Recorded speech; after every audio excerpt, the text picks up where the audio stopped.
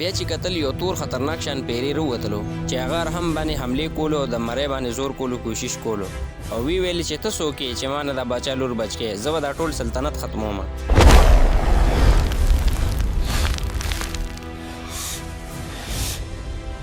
بیا چې کله ارهم باندې حمله وکړله ارهم هغه تور کاڼی راواغشتو او په زور زور تلاوت کو او دغه تور کاڼی د پیري طرف ته ورویشتو. دغه کاڼي نه یو تیز شان رڼا راووتله چې په دې سره دغه پیری اوس وځېدو او غیب شو چې په دې سره د باچا لور د کمې نوم چې ستاره و هغه راپاڅېدله یو غټ ټسه یې واغشتله او سترګې یې کلو کړې. بیا چې کله سهار شو نو شهزادي ستاره بالکل ټیک شوې وه. سلطان ته چې کله پته ولګېده ډېر زیات خوشحاله و. پوره محل کې خوشحالي وه. سلطان دربار ته ټول خلک راوغوښتل. بیا سلطان وویلې چې ارهم تا زما د لور زندگی بچ کړې ده او تا سره ما دا واده کړې وه که تا زما د لور علاج وکړو نو زه به تاله د خپل سلطنت نیمه حصه درکوم نو تا ته به اوس د دې سلطنت نیمه حصه میلاویږي او د خپله لور شهزادي ستاره به تا ته په نکاح کوم. بیا په دربار کې ګیر چاپېره خلکو د ارهم دپاره لاسونه پړقول او خوشحاله وو خو ارهم ډېر زیات خاموشه و. بیا ده چې کله خپلې مور طرف ته وکتل نو هغه موسکې شوې وه او خندلې. بیا چې کله د ارهم د محل یو ګوټ ته په کړکۍ باندې نظر شو چې هلته ښاپیرۍ د یو غټ بوټي لاندې ولاړه وه او ژړلې. بیا ماسوتن ټیم محل تیار شوی و. ګیر چاپېره چراغونه لګېدلي وو. محل کې د خوشحالۍ منظر و. سلطان د ارهم دپاره د خپلې نیمې باچایۍ او د خپلې لور ده ته په نکاح کولو اعلان خو کړی و خو ارهم په زړه کې ډېر زیات خفه و او ده ته به دغه ښاپیرۍ بار بار رایادېدله کوم چې د ده ډېر زیات مدد کړی و. بل طرف ته د باچا لور ستاره چې هغې له الله تعالی صحت ورکړی و ولاړه وه په کړکۍ کې ارهم ته کتل او د دې باچا لور په سترګو کې د ارهم دپاره نه صرف عزت و بلکې ارهم سره په زړه کې ډېره زیاته مینه هم پیدا شوې وه. بیا د باچا لور خپلې ملګرې ته وویلې چې د ارهم ته وګوره دا څومره عجیبه انسان دی. د دې دنیا خلک څومره رسمن وي چې چاته نیمه باچایي میلاویږي او د باچا لور سره یې واده کېږي نو هغه څومره ډېر خوشحاله وي. خو بل طرف ته د ارهم ته وګوره چې د ده په زړه کې د مال حل دپاره هېڅ قسم حرس اړ راځي نه. بیا چې کله نیمه شپه شوه ټول خلک د محل اوده وو ارهم د محل نه راووتو او د محل نه شاته یو شاړ شان ځای هغه طرف ته رالو ځکه چې ده ته پته وه چې هلته به ښاپیرۍ د ده انتظار کوي. بیا چې کله ارهم شاته راغی نو هغه ښاپیرۍ هلته ولاړه وه چې دغه ښاپیرۍ ډېر زیات جړل او د دې سترګو نه اوښکې راوتلې. بیا ارهم ډېر په مینه تپوس وکړو چې ای ښاپیرۍ ته ولې ژاړې ولې ته زما په کامیابۍ باندې خوشحالېږې نه. بیا دې ښاپیرۍ سترګې ښکته کړې ویې ویلې چې ارهم د یوې ښاپیرۍ سترګو کې اوښکې هله راځي چې کله دې ته پته ولګي چې دې خپلې زندګۍ کې ټول هر څه بیلل او چې کوم کس سره محبت شوي وي او هغه بیلي. سلطان تعالی د خپل سلطنت نیمې حصه درکوي او د خپلې لور سره دله نکاح کوي. بس اوس د دې نه بعد بس تا ماته څه ضرورت وي. ارهم ډېر زیات خفه شو په زړه کې رحم رالو او کوشش یې وکړو چې د ښاپیرۍ د لاسه ونیسي خو د ارهم لاس په هوا کې پاتې شو ځکه چې ده نه لږ ټیم دپاره دا هېر شوي وو چې دا خو ښاپیرۍ ده او د اور نه جوړه ده داسې انساني جسم خو نه دی چې په لاس به راځي. بیا ارهم د ښاپیرۍ ته وویلې خو چېرته ما ته پته وه چې زما د مور د سترګو نظر به راځي او د باچا د لور صحت به ښه کېږي خو د دې په بدل کې به زه تا بیلم نو ما به کله د دې دواړو علاج نه و کړی. زما زړه تر ننه پورې په هغه یادونو کې ډوب دی چې کله به زه هغه زوړ شان کور کې یو معتبر راتلی او زما مدد به دې کو. بیا دا ښاپیرۍ په خندا شوه خو په اصل کې د دې په زړه کې ډېر زیات غم و. بیا ارهم ته وویلې چې انسان ته د خپل نیت مطابق صله میلاویږي او تا چې د مور دومره ډېر زیات خدمت کو نو د هغې صله همدا وه چې ته نن الله تعالی د دې ملک سلطان جوړ کړې او پاتې شو زما د مینې خبره نو زما مینه خو الله تعالی تا دپاره یو ذریعه کړله چې ته یې د هغې په ذریعه دې ځای ته راورسولې. خو یاد ساته چې داسې یو څو رازونه اوس هم شته چې هغه تا ته پته نشته او ستا مور چې ستا نه کوم راز پټ کړی دی که چېرته د هغې تا ته پته ولګېده نو بیا به ته څه کوې. ارهم ډېر زیات حیرانه شو د تپوس کولو کوشش چې کله وکړو چې ویې کتل نو دا ښاپیرۍ غیبه شوې وه. بیا ارهم همدغلته په ځمکه کېناستو او په سوچ کې و چې دا ښاپیرۍ د کوم راز باره کې خبره کوي. بل طرف ته د ده دواړه وروڼه زبیر او سلمان په جیل کې لاندې پراته وو او د هغې د ارهم دپاره په زړه کې نفرت نور هم ډېر زیات شوی و. بیا سلمان زبیر ته وویلې ولې موږ به همدلته پراته یو او ولې همدلته به مړه کېږو او بل طرف ته ارهم د باچا لور سره د نکاح کولو تیاری کې مصروفه دی او موږ دلته په دې جیل کې خوار پراته یو. بیا زبیر ډېر زیات غوسه شو ویلې چې هېڅ غم مه کوه که چېرته چا زمونږ مدد ونه کړو نو زه به جادو وکړم او هغه خطرناک قسم پیریان به راحاضر کړم کوم چې ما د باچا په لور باندې کېنولي وو. بیا زبیر هغه خطرناک پیری حاضر کو چې دغه پیری په خپل هم د باچا لور او ارهم ته ډېر زیات غوسه و. بیا دغه خطرناک پیری زبیر ته وویلې چې حکم کوه زما په خپل هم دا خواهش دی چې ارهم او د باچا لور تباه او برباد کم. زبیر ورته وویلې چې نه ته په خپله مه ورځه مونږ دواړه زنځیرونه آزاد کا او مونږ له ته خپل شیطاني طاقت راکړه مونږ په خپله باندې ورځو. بیا دې پیري د زبیر په تندي باندې لاس کېښو چې دې سره د دې دواړو د زنځیرونه راکولو شول. بیا دې پیري ویلې چې زما څومره شیطاني طاقت هغه ما ټول تاسو له درکو، او اوس تاسو خوښه ده تاسو چې د چا په شکل راتلل غواړئ راتلی شئ. زه اوس هغه محل کې اور ولګوئ کوم کې چې نن ټول خلک خوشحاله دي. زبیر او سلمان دواړو نه یو توره لوخړه جوړه شوله او دې دواړه دغه جیل نه بهر ته راووتل.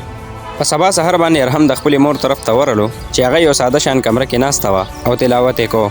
ارحم ورلو په ځمکه کېناستو او خپل سر یې خپلې مور ته په خپو باندې کېښودو او وی ویلې چې مورجانې پرون ما ته ښاپیرې یو داسې خبره کړې ده چې د هغې د وجې ما بېګا ټوله شپه خوب نه دی کړی، او هغې ما ته دا وویلې چې دې سلطنت سره زما زړه رشته ده.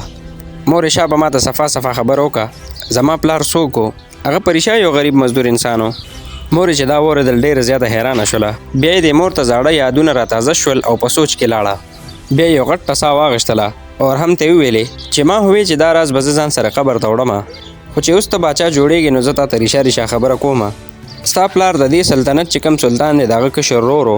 ارحم چې دا واورېد ډېر زیات حیرانه شو او تپوس یې وکړو چې ما ته دا ووایه چې موږ د باچا د خاندان یو نو موږ په هغه زوړ شان کور کې څه کول. بیا د مور په جړا شو وی ویلې چې ستا پلار یو ډېر نیک انسان و او د هغه د دې دنیا د رنګینو سره شوق نه و. کله چې ستا تره په تخت باندې کېناسته نو په دربار کې خلکو مختلف قسم سازشونه کول شروع کړل. څه وزیرانو دا غوښتل چې ستا پلار قتل کړي.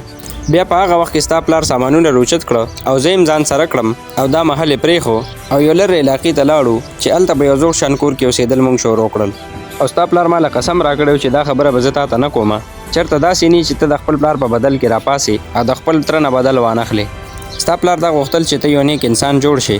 ارحم چې کله دا واورېدل نو ډېر زیات حیرانه شو او ځان سره یې سوچ وکړو چې زه یو مزدوره نه وم بلکې د دې تخت یو اصل حقداره وم. دې دواړو یو بل سره خبرې کولې چې په محل کې ډېر زیات شور شروع شولو چې په دې کې وزیر رامنډې والی یو کمرې ته رادننه شو او وی ویلې چې حضور په محل کې مې 2 پیریان ولیدل چې هغې خپل شکلونه بدل کړي دي. یو د ارحم په شان دی او بل خپل شکل د سلطان په شان جوړ کړی دی چې هغې سپیانو ته د ځان نه دروغ وی لګیا دي او د بادشاهت خزانې طرف ته ور روان دي. ارحم پېښ شو چې دا د ده وروڼو بیا جادو کړی دی. زر جیب ته لاس کړی چې هغه تور کاڼي راوباسي چې اچانک ده ته رایاد شو چې هغه کاڼي خو ده هغه ښاپیرې له واپس ورکړی و. ارحم ورته ویلي چې ته هم دلته ودرېږه او زه ورځمه. په دربار کې ډېر خطرناک منظر و. سلطان بختیار په خپل تخت باندې ناست و خو د حیرانتیا خبره دا وه چې د هغه مخې ته یو بل سلطان بختیار هم د هغه په شکل کې ولاړ و چې هغه ډېرې زیاتې کنځلې کولې او سپیان هم حیران و چې اصلي سلطان څوک دی. د باچا لور هملته ولاړه او د یارې نه چغې والې ځکه چې د ده مخې ته د ارحم په شکل کې یو نقلي ارحم بل هم ولاړ و. ارحم چې کله دغه ځای ته ورغی نو چغې یې ووهله او وی ویلې چې ما ته پته ده چې دا زما وروڼه سلمان او زبیر دي او دې دواړو ته یې وویلې چې سم شئ تاسو د خپل حرکت نه باز راشئ ګینې زه به تاسو له ډېره سخته سزا درکم. د ده ورور سلمان کوم چې خپل شکل د ارحم په شکل جوړ کړی و په خندا شو وی ویلې چې تا خو مونږ جیل ته لیږلي وو خو اوس ګوره چې مونږ څنګه ستا عزت خرابو او ټول خلک به اوس تا ته د غدار په نظر باندې ګوري. ارحم ډېر زیات خفه و ځکه چې ده سره هغه کاڼې هم نه و چې په کومې به ده د دې جادوګرو مقابله کوله. بیا د محل په چت باندې اچانک ښاپیرې حاضره شوه او په اوچت اواز کې وویلې چې ارحم ما چې تا ته کومه اجازه درکړې وه او کومه وظیفه مې تا ته ښولې وه هغه وظیفه تیزه ووایه او په دې دواړو جادوګرو باندې ورچوف کا. بیا ارحم سترګې پټې کړلې او هغه دواګانې وویلې کومې چې د ښاپیرې د ارحم ته ښولې وې او بیا چې څنګه دواګانې مکمل کړې نو د ده له لاسونو نه یو تیزه رڼا راووتله او پوره دربار کې خوره شوه او دغه رڼا چې څنګه په زبیر او په سلمان باندې ور پرېوتله نو د هغې شکلونه بدل شو او خپل اصلي شکل کې راغلل او دې دواړه په ځمکه باندې را پرېوتل ځکه چې د دې نه اوس هغه شیطاني طاقت ووتلو. بیا سلطان په غوسه کې کتل او وی ویلې چې غدارانو زمونږ دا محل ستاسو په وجه باندې ګنده شو ستاسو په وجه د جادو دا ګنده کار زمونږ محل ته هم رارسېدو. بیا سپیانو ته وویلې چې دا بوزه او دغه ټولو نه سخت جیل کې ور واچوه.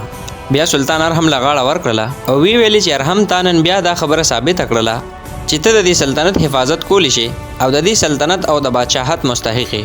سبا له به د ستا او زما د لور ستاره نکاح کومه. بیا ستاره هم ارحم ته وویلې چې زه ډېره زیاته خوشنصیبه یم چې یو ستا غوندې نیک انسان به ماته میلو شي. خو د ارحم نظر او زړه په هغه چت باندې و په کومه باندې چې ښاپیرې ولاړه وه. ښاپیرې مخامخ ولاړه وه او د سترګو نه اوښکې را روانې وې او ځان سره یې سوچ کو چې زما او د ارحم همیشه دپاره جدایي راتلو واله ده ځکه چې د ارحم نکاح د باچا لور سره کېدو واله ده. ارحم ډېر زیات په سوچ کې تللی و ځکه چې یو طرف ته ورته مور ویلې چې ته د شهزادي سره واده وکړه او د باچا سلامت حکم هم همدغه و او بل طرف ته د ارحم په زړه کې د ښاپیرې دپاره محبت پیدا شوی و. بیا د شپې چې کله ارحم د کور هغه شا تیسې ته ورغې نو هلته ورته ښاپیرې ولاړه انتظار یې کو. بیا ارحم د ښاپیرې ته وویلې چې داسې څه طریقه نشته چې مو ته د همیشه دپاره یو شو او د یو بل نه جدا کیږو. ښاپیرۍ ورته جواب کې ویلي چې دا خو ممکن ځکه نه ده چې ته انسان یې د خورې نه جوړې او زه یو ښاپیرۍ یم چې د اور نه جوړه یم. نو زموږ دواړو خو خپل منځ کې واده یا داسې قسم رشته هم نشي کېدی، خو صرف یو لاره داسې شته چې د هغې په ذریعه مو ته یو ځای کیدی شو، خو هغه لاره ډېره زیاته خطرناکه ده او دغه دومره مشکل کار دی چې تر ننه پورې یو انسان هم دغه کار نه دی کړی شوی. ارهم ورته په جواب کې وویلې چې زما ستا د یو ځایوالي دپاره زه هر قسم سخته برداشت کولی شم، ما ته وښیه ته څه یاد دی چې هر قسمه سخته وي زه به یې برداشت کړمه، خو چې په څه طریقه باندې مو ته یو شو. بیا دې ښاپیرۍ یو غر طرف ته اشاره وکړله او وی ویلې چې دغه غر کې یو غټه چشمه ده د اوبو، که ته چېرته دغه اوبه وڅکې نو تا نه به هم پیرې جوړ شي، خو دې کې یو شرط دا دی چې یو ځل تا نه پیرې جوړ شي نو بیا به کله هم تا نه انسان واپس نه جوړیږي. بیا ارهم ښاپیرۍ سره واده وکړله چې ټیک ته زه به دغه اوبه وڅکم، خو ارهم ته دا پته نه وه چې په سبا ورځ باندې باچا د ارهم نکاح خپلې لور سره کولو والا دی. بیا چې کله په سبا ورځ باندې رور انور راوختلو نو په محل کې ډېرې زیاتې تیارۍ شوې وې، خو دا ورځ د ارهم دپاره ډېره غټه د امتحان ورځ وه او نن د ده نکاح د باچا لور سره کېدو والا وه. د باچا دربار کې د واده ډېر زیات تیاریانې شوې وې، ګیر چاپېره څېرې لګېدلې وې او د غریبانانو دپاره شاهي لنګر کولو شوی و. بل طرف ته ارهم یو ځان له شان ځای کې خفه ولاړ و او ډېر زیات په سوچونو کې تللی و، ځکه چې د دغه ښاپیرۍ ډېره زیاته خوښه وه او هغې سره یې د زړه نه مینه شوې وه. بیا باچا سلامت ځان سره تحفې راواغېښتلې او راغی او ارهم له یې غاړه ورکړله او ارهم ته یې وویلې چې د دې تخت اصل کم حقدار دی هغه ته به زه نن دا تخت ورکومه او زه تا ته خپله لور هم په نکاح کومه او زه ډېر زیات خوشحاله یم په دې. ارهم بیا ولامبل او ځان یې تیار کو. بیا ارهم دی باچا طرف ته راغی او باچا ته یې وویلې چې باچا سلامت زه تا ته یو خبره کوم د خپل زړه. بیا ورته ارهم ټوله کیسه وکړله او ورته یې وویلې چې زما دغه ښاپیرۍ سره محبت شوی دی. باچا ورته په جواب کې ویلي چې ارهم ته یو ډېر نیک انسان یې، خو ګوره ښاپیرۍ سره واده کول ممکنه نه دي، هغه د اور نه جوړه ده او ته د خټو نه جوړې او د دې دواړو میلاوېدل ممکنه نه دي. که چېرته دا ممکن وی نو ما به په دې کې ستا مدد کړی وی. بیا ورته وویلې چې نن د واده ورځ ده او زه بچې ځان تیار که شاباش ستا نن واده دی. بیا هم کمرې ته راغی او یوازې ناست و او ځان سره یې دا سوچ کو چې څنګه به زه د دې محل نه بهر ته وځم چې زه دغه غر طرف ته لاړ شم. هم په دې سوچونو کې و چې په کمره کې ډېره زیاته خوشبويي په یو ځل بیا باندې خوره شوه، خو دې ځل ښاپیرۍ رانله، صرف د ښاپیرۍ اواز و چې دغه ښاپیرۍ ارهم ته وویلې چې ارهم ته ډېر زیات سوچ وکړه، ګورې ته که هلته راځې نو تا نه به باچایي هم پاتې کېږي، د باچا لور به هم دنه پاتې کېږي او تا نه به د همیشه دپاره پیرې جوړېږي او بیا که ته کله م غواړې نو تا نه به واپس انسان نشي جوړېدی. او دا خبره م یاد ساته که ته ماله رالې نو هلته به تا ته هېڅ قسم باچایي ګورې نه میلاویږي. اوس ته پخپله په دې ټولو خبرو سوچ وکړه او ووایې چې ته تیار یې. بیا هم لاس اوچت کو وی ویلې چې او زه بالکل دې بادشاهت ته ورسه پرېښو ته تیار یم او زه ستا محبت حاصلولو دپاره هر حد ته تلو ته تیار یم. چې په دې کې بیا د ارهم مور کمرې ته رادننه شوله. د ارهم مور چې کله ارهم ته وکتل نو په ارهم باندې پیښ شوله. بیا ارهم له ډېره دلاسه ورکړله او وی ویلې چې ارهم که ته دلته پاتې شوې او تا د باچا لور سره واده وکړو نو ته به د دې ځای باچا جوړ شې او د دې ځای خلکو ته هم د یو نیک باچا ضرورت دی او تا نه به الله تعالی د دې ځای د خلکو ډېر زیات خدمت واخلي. ورته یې وویلې چې زه بچې لاړ شه دوا وغواړه او الله تعالی سره مشوره وکړه چې څنګه کې خیر وي چې الله تعالی هغه رنګ کار وکړي. بیا ورو د واده رسم و رواج شروع شو، خو په محل کې دا خبره خوره شوه چې ارهم په محل کې نشته تښتېدلی دی. بیا چې کله باچا ته خبر رسېده د باچا لور هم ډېره زیاته خفه و او ژړلې. بل طرف ته ارهم د هغه خطرناک غر طرف ته روان و کوم چې ورته دغه ښاپیرۍ ښولې و. دا ډېره زیاته خطرناکه لاره وه. په لار کې ورته یو ځل بیا پیریان راووتل او د ارهم د یارولو کوشش یې کولو او ارهم ته یې ویلې چې واپس ځه د دې ځای نه او که ته هم داسې مخکې روان یې نو موږ به تا مړ کړو. بیا هم لاسونه اوچت کړل، آیت الکرسي وویل او د الله تعالی نه دعا وغوښتله او څنګه چې په دې پیریانو باندې آیت الکرسي چوف کړله نو دغه پیریان اوس وځېدل او غیب شول. بیا هم د دې سختو لارو نه مخکې تیر شو او د اوبو هغه چشمې طرف ته ورسېدو کوم چې ورته دغه ښاپیرۍ په نښه کړې و. هلته ورته ښاپیرۍ هم په انتظار باندې ولاړه وه. ښاپیرۍ ورته وویلې چې ما ومنله چې ستا ما سره ډېر زیات محبت دی او دومره ډېر محبت چې تا زما دپاره بادشاهت او د باچا لور هم پرېښوله او دلته رالې. بیا تې ارهم تپوس وکړو چې دا هغه اوبه دي چې دا کومې یادولې نو ښاپیرۍ ورته جواب کې وویلې چې او دا هماغه اوبه دي، کو دا تا اوس وڅکلې نو تا نه به یو داسې پیرې جوړ شي چې ته به بیا د همیشه دپاره پیرې یې او تا نه به بیا واپس انسان کله هم نه جوړېږي. بیا ارهم په لپه کې دغه اوبه راواغېښتلې او چې څنګه یې اوبه څکلې نو غوږونو ته یې شاته نه د باچا او د مور اواز راغی. ارهم چې کله اچانک شاته وکتل نو حیرانه شو ځکه چې د ده مور باچا او د باچا لور هم دغلته ولاړو. چې دا ټول د دغه خاپیرې په اطلاع باندې دغلته راغلی وو، ځکه چې خاپیرې دا غوښتل چې کله ارحم ځان نه پیرې جوړي نو چې په داسې موقع باندې د مور باچا او د باچا لور هم ولاړ وي، ځکه چې دا یو ډېره غټه فیصله کولی.